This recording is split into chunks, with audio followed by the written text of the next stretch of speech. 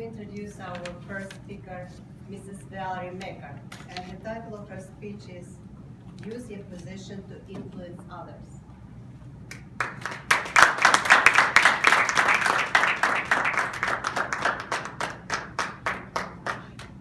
Good afternoon. Our president for today, Sharon Pagano, and our current members. My speech is on use your position to influence others. This speech is going to require some audience participation, and I know that everyone is eager to volunteer.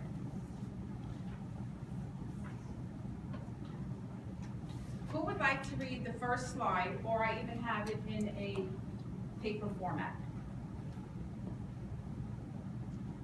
Dawn? Influence has countless advantages, but gaining that influence, like learning a skill, takes time and effort. Influence. When I had asked to charter the club here at OIT, part of the effective way of influencing that decision was that I was a previous Toastmaster member at another club. That gave me credibility because I wasn't just thinking off the top of my head, oh, let's just charter a club here. But I had the people that were willing to help me from the area, from the other clubs, as well as knowing what it is and what it entails to not only chartering the club, but keeping it up, alive, and floating. That was credibility. Who would like to read the next slide or sheet of paper? Any volunteers? Suzmita? The ability to influence is one of the essential skills for leaders at all levels. When giving the presentation for the demo and the organizational meeting, what was the credibility then? It was also sharing the experience of, I was a member, I had fear of public speaking, but look at me now, and this could be you. And that resonated with people who did have fear of public speaking and who did want to step out of their comfort zone. Because like anything else, someone can talk the talk, but if they're not doing the walking and taking the action that comes with, then it's all talk. But if you see the finished product, which you all have, but if you would have seen me beforehand, you would have said, wow, she really came out of her shell. Who would like to read the next slide? Inspire your advocate, your position, and encourage others with a sense of shared purpose and exciting possibilities. As you can tell, being in Toastmasters, what does that give you the opportunity to do? It gives you the opportunity to share desires that you have.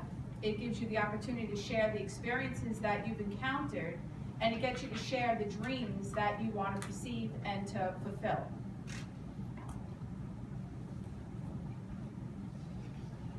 When I had seen this picture, that is something that really caught my eye, and I said, yes, because each of us has a fire inside of us, and that fire burns for something, whether you want to use the skills that you learn here at Toastmasters to go out into, let's say, the schools and influence children and bring them out of their shell and bring that child who is maybe the most timid one in the class or one that has fear of various things.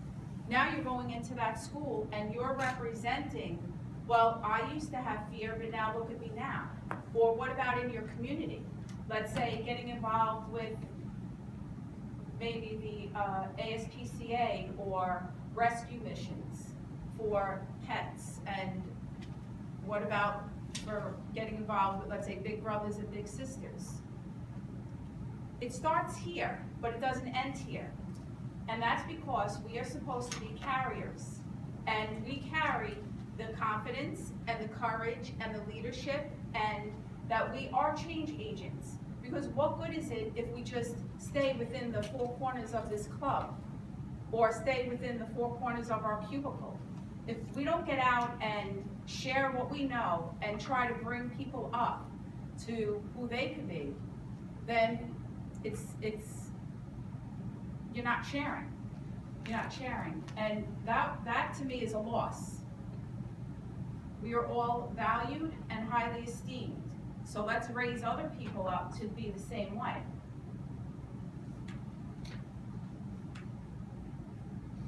This came into my mind when I was writing up the speech. And I mean, what makes a leader? A leader is not someone who is followed by me, myself, and I. A leader is someone who is followed by others.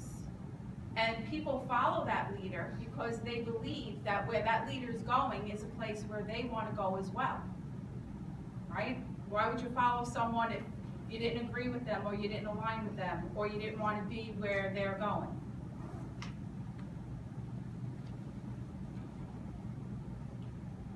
Joyce Meyer, she's a charismatic Christian author, speaker, and president of Joyce Meyer Ministries. And what she says is, do it afraid. She actually wrote a book called Do It Afraid. And that means do it, even though you don't know all the answers to it. Do it even though you don't know all the details, because as you continue walking forward, you will see that the clarity will come to you. And then that brings the confidence to go with the flow. For instance, let's say you're a person that has to know everything, every detail. And if something gets out of whack, you have a breakdown. Well, what does Toastmasters teach you? Well, if someone can't make it, you fill in for them.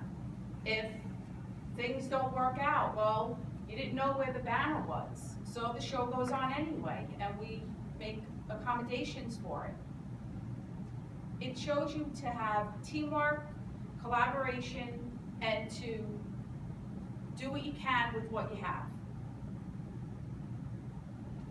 So I challenge each of you to consider the opportunity to step into an officer role this July 1st through June 30th and see what you can do in this club and what this club can do for you. And you will be very surprised at what you see in yourself as you take on the role of one of the officers' positions that would be of interest to you. Because even though you think, well, I can't really do that, and I really don't know if I'm qualified for it, yes, you are. Because as you read the description, whatever one resonates with you, try it. You have others that will help you, and you will succeed. And you will see your better self coming out. Thank you.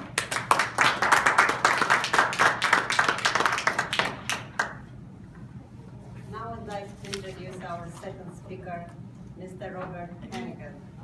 And the title of his speech is Understanding the Difference Between Cubans and Puerto Ricans.